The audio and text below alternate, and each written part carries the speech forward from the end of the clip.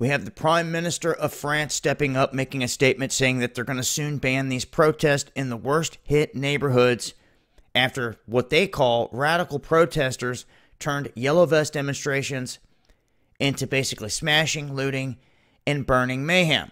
Now, let's rewind and let's look at how we got here. The people upset and have been taking to the streets weekend after weekend, protesting many things, from taxes to water to jobs. But it's the people coming together en masse, not agreeing with what Macron and the establishment are saying and doing. Now, in these waves, the police ended up getting thumped pretty hard, so they told the yellow vest, you can't do this no more. You're going to have to tell us when and where you're going to hold these protests. So they did that. They abided by the rules, and then what that allowed the police to do is to surround them, to plot on them, and then they unleashed a bunch of new weaponry, so to speak, on the masses, less than lethal. And they were knocking people's eyes out of their sockets left and right, a ton of eye injuries because of this. And then the yellow vest in return said, guess what? We're not playing by your rules no more. We're not telling you where we're going to mount up. We're not going to tell you nothing because it's doing nothing but getting us beat. And that's when they made the decision to just basically do whatever they want, whenever they want, without playing by the rules. It just gives them an advantage to beat them and beat them down in the streets, they say. So now, the French government's response is that they're just going to try to outright ban some of the stuff from going down in some of these areas. And what I say is, good luck.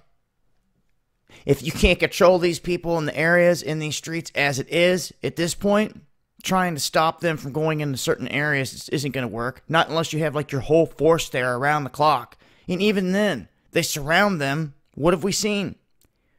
If you're paying attention, you've seen that the power is in the number of the people. And when the numbers get larger than the police, they absolutely swarm them. And there is no more police around. You can't even see any because there's so many people. That is the power of your numbers. You need to organize now, not run around like chickens with their heads cut off.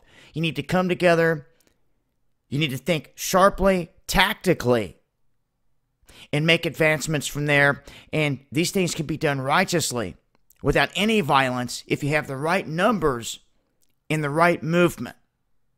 Now, of course, a lot of that goes out the window in some of these instances where it's pure chaos. But there needs to be organization and tactical movement from here if they want to see progress. And what they're really going to have to do is they're going to have to start bringing people to the forefront. If you've got 20,000 people in the street, pick one. You're going to be our new mayor, son. And everybody support him to the death. That's the only way you're going to get someone that you believe in, that you trust, and that's one of you in power. Support them in the streets, by the numbers, through and through. Vote them in, put them in there righteously, legitimately, and protect them through and through. That is how it needs to be done.